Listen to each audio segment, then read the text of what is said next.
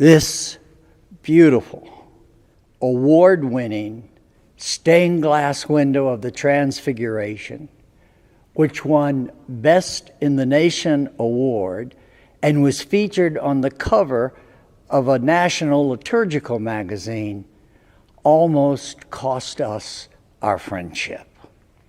It certainly was a project that required a lot of discussion. A lot of discussion. For me, it started while we were looking at the cupola glass and while we were working on the hanging banner for over the font. There was a wall here that was about to come down, and Monsignor said, while we're talking about this, I want to show you something else, and brought me back and said that he had the vision of having this window that was not part of the sanctuary space at that time, that he had the vision to make this the Transfiguration. I think that was the original vision of the architects. Yeah. My theological and my background in religions, I started basing my concept of the imagery directly and maybe even forcefully on the exact words of Scripture. Which said nothing about the length of Christ's hair. Actually, no, it doesn't. There is no. You listen. Yes, sir. I read an article just the other week that said Jesus probably had short hair. So there. Well, at one point in the Bible, he is referred to, he's seen at a distance and he's referred to as a Nazarene. And there were certain specific things about their expression where the men would grow the fat locks and wouldn't cut their beard and let their hair grow. So he was an exception. Okay. This is the discussion that we had. It wasn't a discussion, it was an argument. I wanted a contemporary looking Christ that our kids could look at and say, whoa, I could meet him on the streets. He looks human. Well, I guess you anticipated what's going on now with people not getting a haircut. But he insisted he had to have the long beard and the long hair parted in the middle that looks like he has just come out of a beauty shop. And I guarantee you, Christ was never in a beauty shop. I guarantee it. But we did have some compromise. Had we not had a compromise, he would not have done the window. The compromise was the open collar, which suggests human. It's never been this difficult before. Vulnerability. The open collar vulnerability when he is showing himself as the glorified Christ is precisely the point. The glorified Christ was still fully human and fully divine. It was the apex of the incarnation that human form becomes glorified in the will of the Father. So on that point, I won. I don't think I won. I think we accomplished a wonderful work of art together. That's why it won a national award. Okay. It's the open collar. All right. There are lots of nuances in the window. And things we agree on. That just the playfulness, the toes.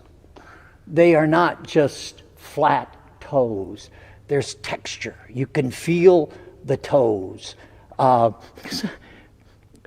Somebody would say, who cares? I think it's those kind of touches that make it such a remarkable work, except for the haircut.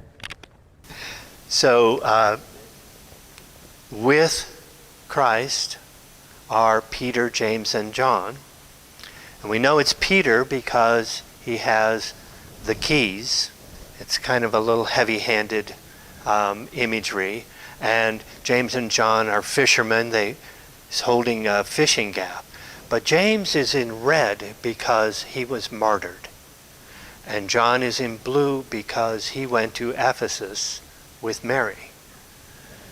In the window, there is a distinct difference between the temporal, where all of the color is, and the spiritual, that is the cloud of light. The Transfiguration. Within the cloud of light, there's also the figures of Moses and Elijah. You got to look for them. They represent Law and the prophet. law and prophecy. Yeah. And there are people who have been here for years, and they would say to me much later, I just noticed Moses and Elijah. Yeah. When I first started, I wanted to make the cloud of light have a certain activity in it, so that it really wasn't just a static thing.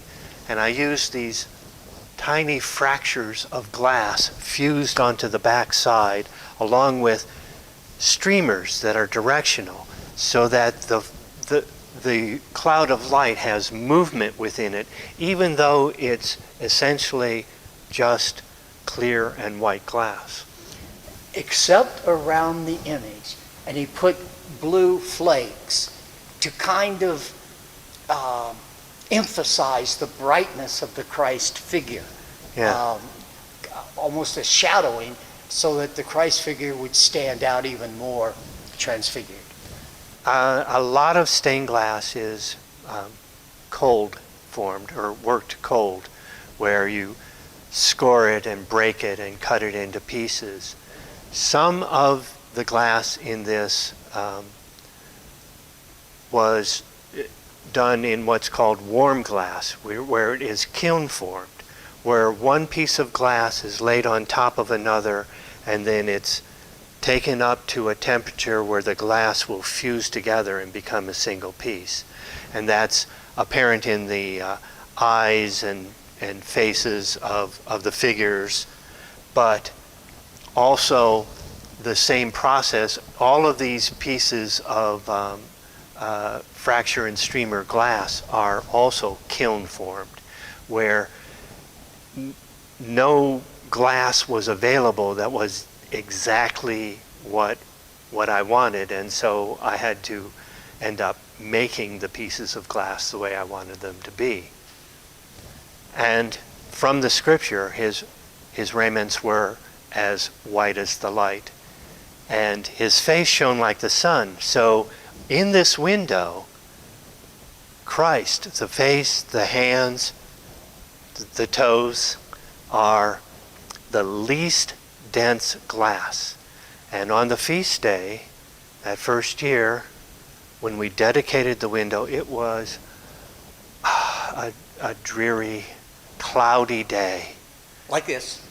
And just as the window was sprinkled, the sun burst through the clouds, and the light streamed into this section of the church, and his face literally at that moment shone like the sun. Is there a time when it just radiates that light? 5 o'clock Mass. The unique perspective of walking in procession, we walk all the way around the church. And when you first walk in, the magnificence of the light through that image is so bright, I can't see the congregation gathered here. I really have a hard time seeing where I'm walking. On a bright sunny day, when that sun is hitting it directly, you get a feeling for the Transfiguration.